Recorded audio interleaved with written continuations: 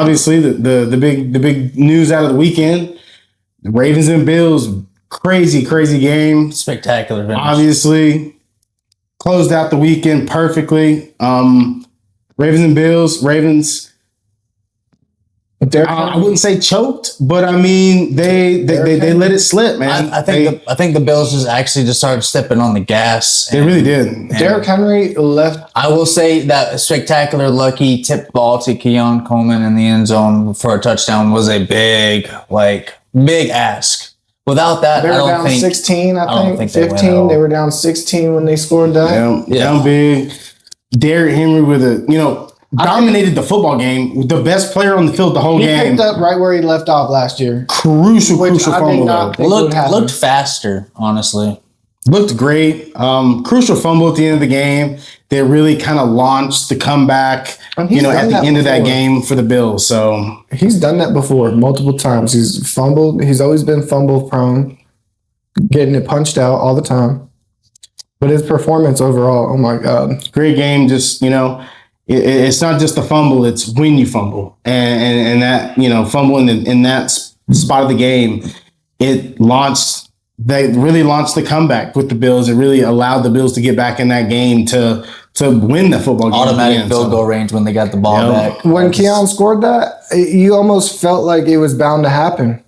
Like they were bound to come back and score again. Once the fumble happened, it didn't seal the deal, but it definitely it was everything you could have wished for if you were a Bills fan. For sure. Spectacular miracle win. Great game. I can't wait to see these two teams play again. They're gonna play again in the playoffs. I'm sure of it.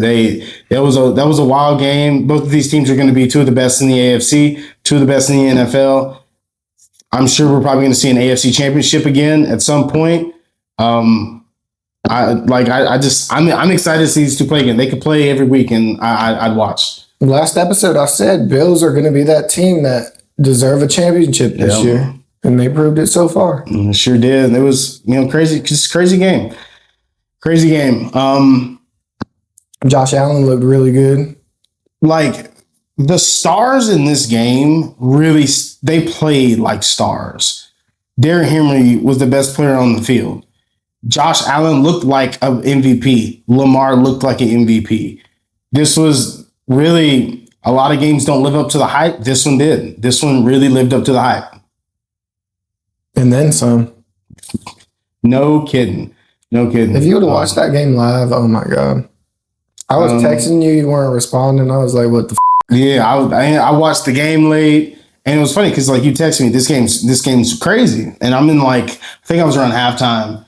And I was like, really? And then I saw the Ravens start taking the lead.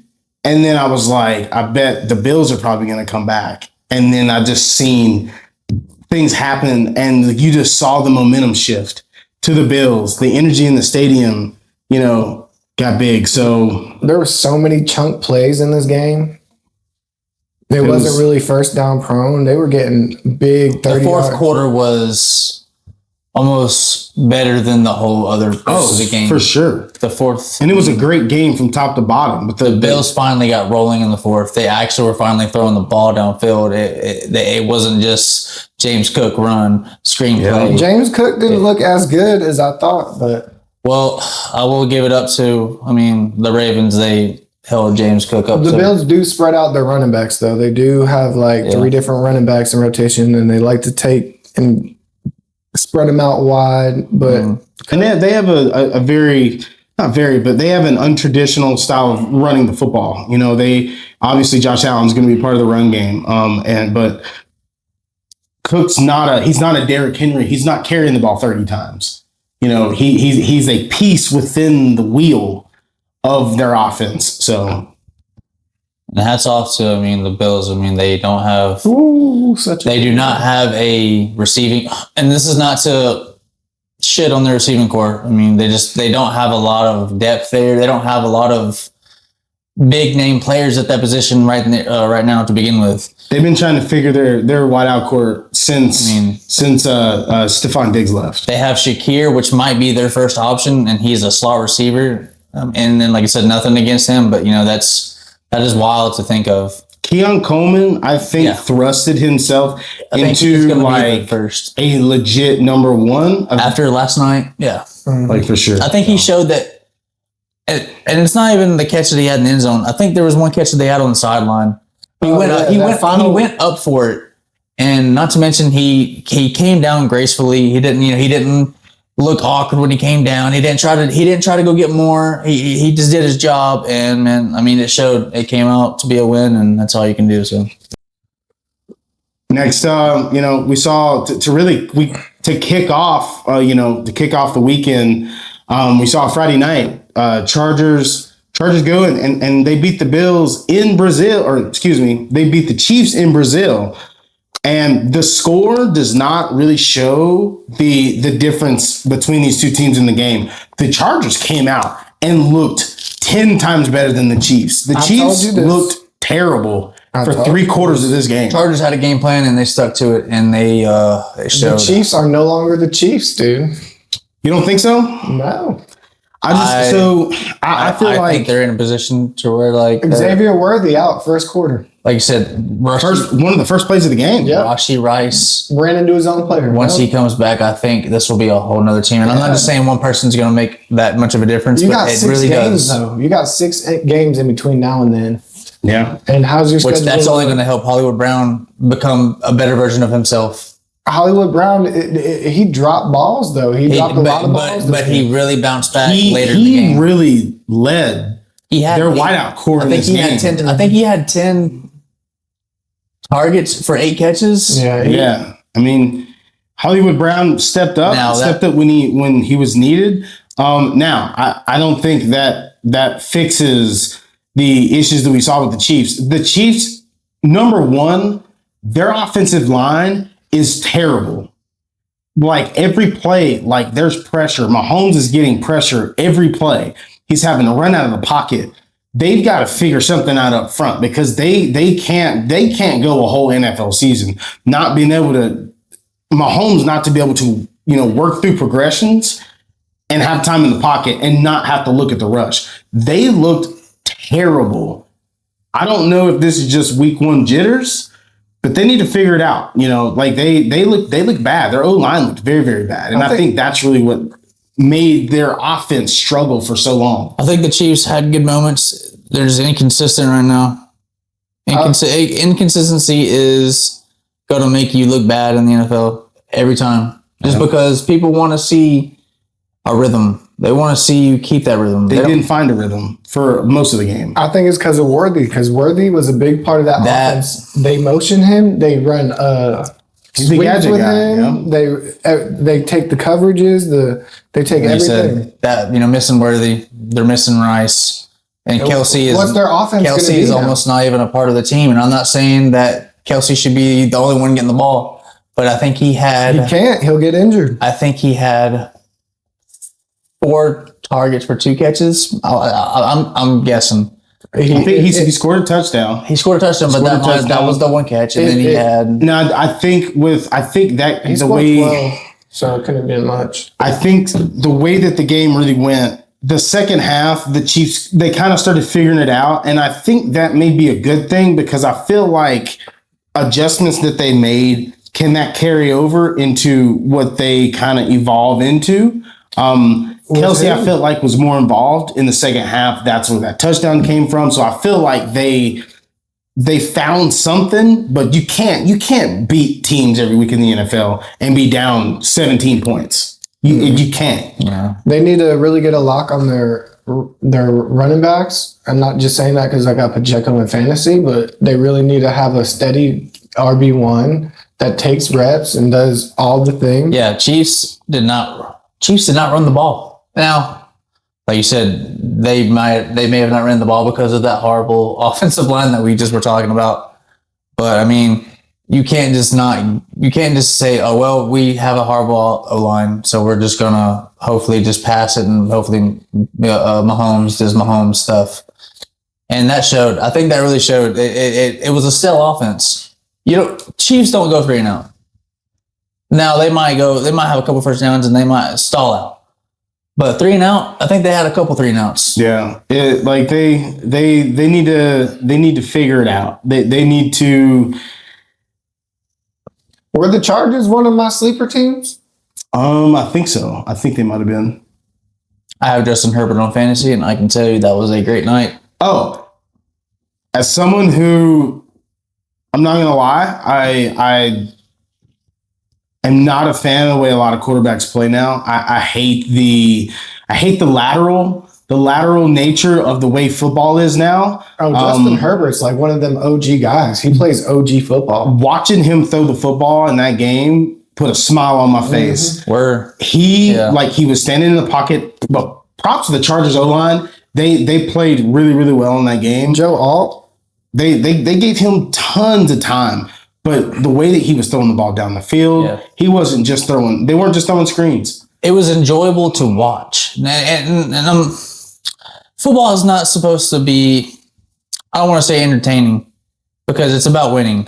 So, I mean, it could be a boring game, and, if you won, that's the most important thing. Exactly. But, I mean, he played quarterback in that game, in my opinion, the way that you should play quarterback. Throw the ball down the field. Did his job. That's all he did not do anything extra, bro. Efficiency. I'm not a big guy in when it comes to running around necessarily. Like we didn't see everybody is now. We are losing that kind of quarterback in this league. It's all scramble. It's all scramble drill, and that's not football's not designed to be scramble drill. Everybody's about to be Michael Vick. Nothing against Michael Vick, but that is what is becoming of the quarterback position. Exactly, and it's not a good thing. But seeing now, I'm not surprised because obviously, Jim Harbaugh, this is the way Jim Harbaugh wants his offense to look. I think this is actually going to be something you see going forward with Justin Herbert. I think he's going to be very, very good this year. And another thing on Justin Herbert, which is great, you said that he can stay in the pocket and pass. He does have movement. He can still move. Yeah, he can, just in case if he has to go, man's got wheels, dude. But that's not the offense, and that's a good thing. That's a good thing that you have that arsenal, but you don't have to use that arsenal. Exactly. So. I think, I think the Chargers with that performance, at least they show a potential for what they can do. I think they're contenders. Well, that's a division game, right? Pretty much. That is a division game. So they're number one seed. To sum up that, Chiefs got some work to do. Chargers still got work to do. It's week 1. Every team has work to do, but Chargers are on definitely a big step forward. Opening night, we saw the Eagles show the Super Bowl banner. And it got off to honestly a pretty bad start. Did you see the green? All the green. The whole stadium was green. That looks so cool. It was sick. It looks sick. We saw crazy start to the season. We saw someone get carted off. We saw someone get spit on, and we saw someone get ejected from a game. Obviously, probably the biggest news of really the weekend up until that crazy game Sunday night. Jalen Carter gets ejected for spitting on Dak Prescott. And I don't know if how many of you guys have seen it. Dak did spit first. But you can't do that. Like that's not even undisciplined. That's so disrespectful. And at the end of the division game, we'll see you next time. It's going to be a big problem. 100%. It's going to be a big problem. The storyline that we're going to see. And it comes like week 13, I think, towards the end of the season. So I think CD is going to be at another level in that game. I think, I didn't say this before, but now that I saw the Cowboys, I think they're a team to be worried about. Yeah. I mean, it's crazy because every year it's like, are they going to be good? Are they going to live up to the potential of their roster? And a lot of times it just seems like they don't. But I mean, they looked good. They competed with the Super Bowl champs. It hurts me to say this, but Cowboys look so good. In Cowboys' defense, they've battled injuries with their main players. Dak Prescott being one of them. That's not a jab at him, but they lost Micah. Yeah, I mean they lose. Micah has a great game in Green Bay. Yeah, they lose him. And I don't think necessarily them not having Micah changes the result of this game. I think honestly, I think CD kind of cost the Cowboys. He had a pretty decent game, but he had I don't know, dot. Yeah, every he had ball, four drops. They were contested drops, but they were on the money. I'd have to say two of them, bro. You could two of those drops. He had one drop that he had to lay out for it. I can give him that one. The one that was in the pocket over two, though. That one was kind of hard. He had 3 drops in that game that were crucial drops. Any one of those could have potentially helped win that game. They would have won. Or not won, but at least. Great position to win the game if he catches those balls. At least one of them.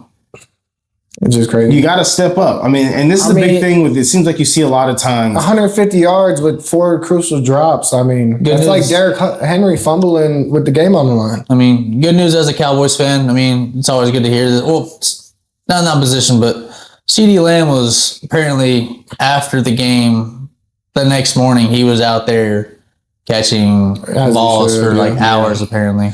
Well. Now, I mean, you as a professional getting paid as an athlete to play the sport, I think you should be out there doing these things to begin with.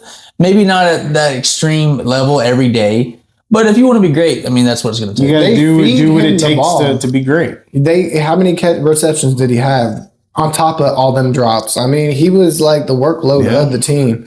I mean, he had a good game. He had a good game until the game laid in his hands, and he literally dropped it. He dropped the ball when he shouldn't have dropped the ball. I mean, he essentially dropped the win. Yeah.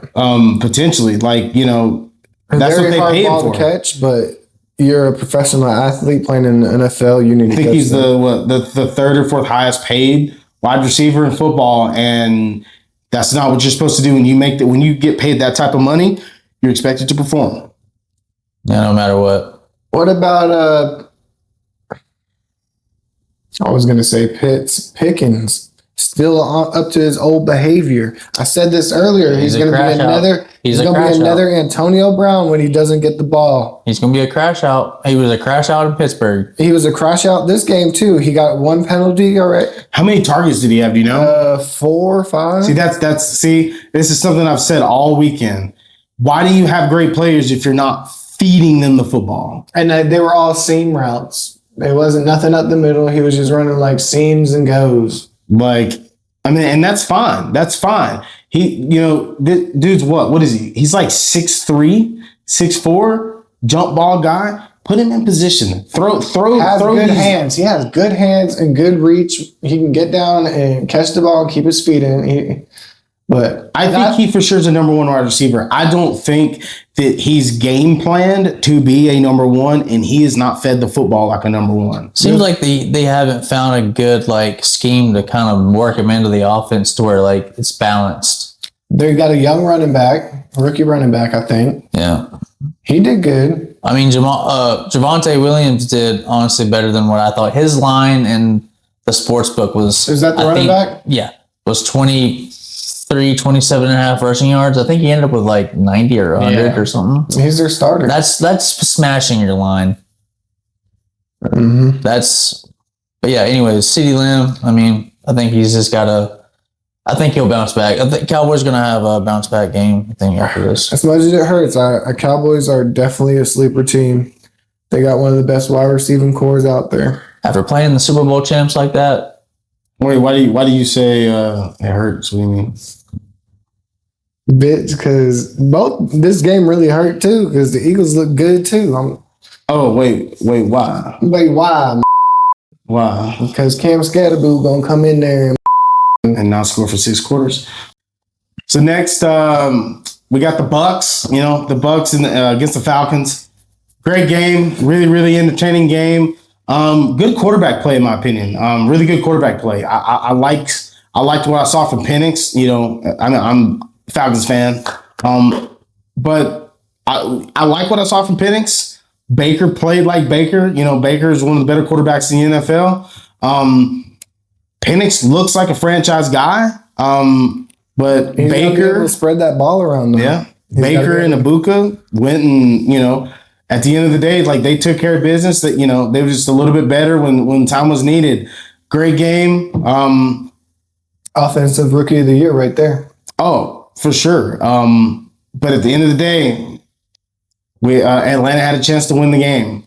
They had a chance to put themselves in a position, put the ball in Koo's hands, and he missed. Had an opportunity to win the game, and then it came up short. It was to tie the game. Their defense with those in touchdowns too. Well, we had a chance we scored a touchdown, made it 20-17. They got the ball back within, I think, 2 minutes and 20 seconds left.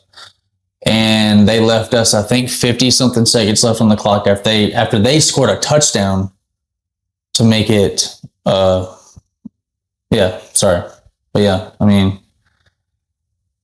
the field goal, Koo. It's literally another heartbreak for Atlanta. They always get into these games where they're looking really good and wind up getting screwed over in the end. Very heartbreaking. Michael Penix, I will say, laid his body out on the line. Not only to get the first by inches, but to get the touchdown on fourth down to give us a chance for the lead. He gave us the lead to give us the win. And I can't just put the defense.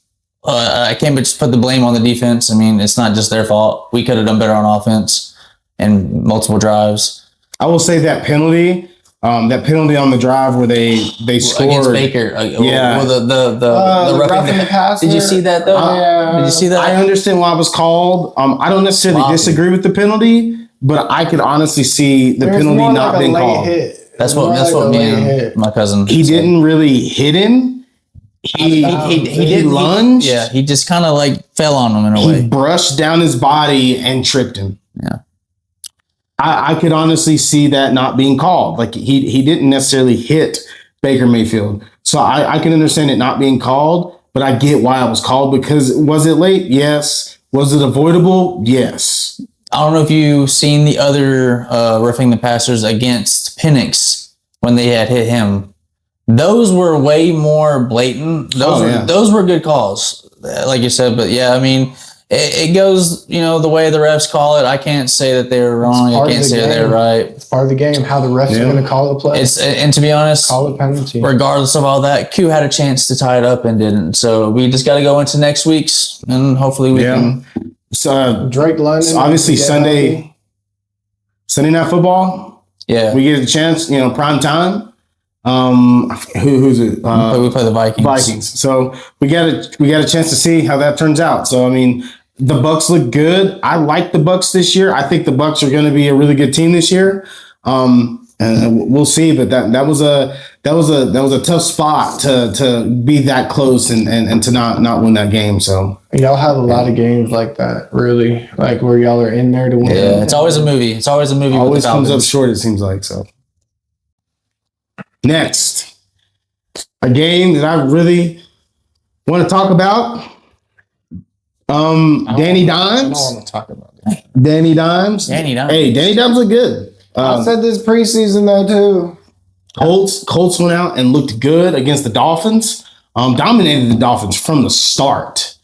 No. What did you say to me earlier? Daniel Jones is only good like this for one game out of the whole season. He has moments. He had it with the Giants. He looks great, then he looks terrible. He's so hot and cold. We'll see what he looks like next week. If he can continue this, maybe this proves that Daniel Jones wasn't the problem. This was the remembrance game though for the owner. I watched Danny Dimes with you, and you were there at my house. It was the playoff game where he tripped with the Eagles. It was before that though. And he tripped. He looked no. He didn't trip. He just looked great. He just ran the ball. I think they made him run a read option type shit. Yeah. Yeah. He was that guy. But then all of a sudden the next year the Giants didn't use him that way. Does this look really good for Daniel Jones or does this look really bad for the Dolphins? Yeah. I think it's a potential for what Daniel Jones could be because we don't know if this is did he look this good because of the situation that he's in now with the Colts? We've seen him do it before, so. Or is this he's more comfortable? I think he has more receivers. He has more people around him. He has a running back that he just got dropped from his team that drafted him. He's got a lot to prove. The Colts top to bottom are a better team than the Dolphins, or than the Giants for sure. Yeah. Well, the Dolphins. See who ends with a better record, mother. Tyreek Hill on the sideline. The Dolphins look like maybe the worst team in the NFL. Look way worse than the Giants, I'll tell you that. Honestly, they did. They looked worse than the Giants this week. Their defense was horrendous. Who do they even have anymore? I don't even know what was going on. They have on offense for receivers. On defense, they lost Ramsey to the Steelers, and he had a great game there too. Yeah. Honestly, I don't know the Dolphins defense other than that. I'm just being honest. I'm not trying to be that guy, but I'm just watching that game. I'm looking and I'm seeing, they start off slow, and then they continue just to look terrible. And it's like mistake after mistake. They look disorganized. They're not getting. I think Tyreek Hill had 4 catches on the. It's like, why are you? They've got Waddle, Tyreek Hill, and A-Chan. No, A-Chan is their number one wide receiver. He's a running back. He's a running back. Yeah, he's their number one wide receiver though. That's so terrible. They got weapons. That's on terrible. Offense. On offense, they have weapons. For you to do that, and I don't even think. Or let's just say was the Colts defense just that good though? No. I feel like the Colts may have I didn't watch the game. I think Tua is terrible. I didn't watch the game because I didn't have that game. I think Tua has some issues, and then you start reconsidering. I don't think they're going to be this bad all year. I think this may just be a combination of first game of the year, but also there's an underlying thing amongst this team that just looks bad. Do you see Tyreek finishing his career here? Tyreek will not finish his career here if it keeps happening this way. I give it 4 or 5 games. And 2 years ago, he said he was retiring anyway after this contract. So he's almost done. Him and all his fucking kids. I keep saying he needs to go back to the Chiefs. He needs to go back to the Chiefs. The Chiefs offense need him, and he needs them. But did they leave on bad terms? Or they? Well, when it comes to winning, But if you go into the Chiefs aren't looking so good either. So if you want to go in, part of that, in my opinion, is ever since he's been gone, they have been a completely different football team since he's been gone. He changed, and look, they've tried to replace him with Hollywood Brown, fast cat. They got Xavier Worthy, extremely fast cat. Rice. It ain't the same. It's just not the same. See, Tyreek has a special attribute. He's not just fast. Yeah, he's not just fast. He has a different way of route. He runs his routes different. Worthy is more of just a speed straight line speed guy. Yeah. And then Tyreek Hill is going to do it all for you. He's going to run fast. He's going to catch the ball. He's going to cut. He's going to juke for the whole game. There's no reason why he shouldn't have 10 targets. Yeah. One of the most unique players to ever play in the NFL. Why has he got 4 catches? If he's not putting up at least 50 receiving yards a game now, at least it's week 1. We don't know what's going to happen on any team right now. But just seeing them look so bad, seeing them look so disorganized and bad. That's not a good look for them. So we'll see. Got to bounce back. I don't know. They got to bounce back. Yeah. The Colts look good though. Yeah.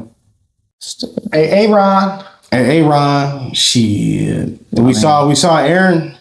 We saw Aaron in the Steelers going against the Jets. Man, we got Aaron Rodgers and Justin Fields going against their old teams. We saw Aaron come out and he kind of looked like old Aaron a little bit. He was throwing the ball around. He looked spry. He was running around a little bit. He got sacked. He took them tackles. Got up, kept balling. 4 touchdowns on the day. I like what I see from the Steelers. And this is, in my opinion, the worst you're going to see from the Steelers, in my opinion. Kirk Rodgers was on one. That's all I got to say. Kirk Rodgers. He looked way better. He looked more comfortable than he did really with the Jets his whole year there. His throwing who got the most touches? It looked too great. Metcalf wasn't their number one. Who got the most touches? He seemed really comfortable. I've got no idea. I've not looked at the. I don't know how they scored so many. Was it Jalen Warren? No. When Johnny Smith got one, it was on he pretty much. Calvin Aaron Rodgers he hikes it and just tosses it. Oh yeah, the push pass. Yeah, that was one. That was like a sweep. Yeah. That was one of them. And that almost didn't make it in. Johnny Smith had a great effort on the goal line. I didn't watch much of the offense from Aaron, but I watched a lot of the Jets offense, and it looked okay. I was actually impressed by Justin Fields. I think he looked he looked good from the standpoint that he looked good in the pocket. He wasn't, running around a lot. He looked good from the pocket. He was throwing the ball on time. He was throwing the ball down the field. I think he's the best I've ever seen Justin Fields look in the NFL. His honestly. scramble was good. I thought this was the most entertaining game of the weekend until we obviously the game Sunday night.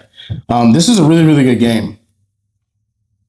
I saw I saw some energy with Aaron just running their offense. I think once they got in a rhythm, I think they looked good. I'm really, really excited to see the potential of what the Steelers can do, because that's really all they've been lacking is good quarterback play. And if we can continue to see Aaron Rodgers play like this and continue to get better, I think this could be a scary team.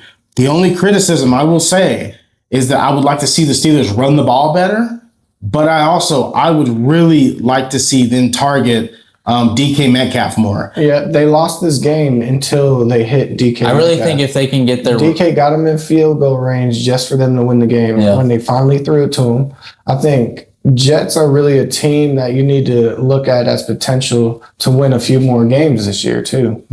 I really think if the Steelers can get their running game going with Jaylen Warren, he's the starting running back, right? Yeah. Oh, he got paid too.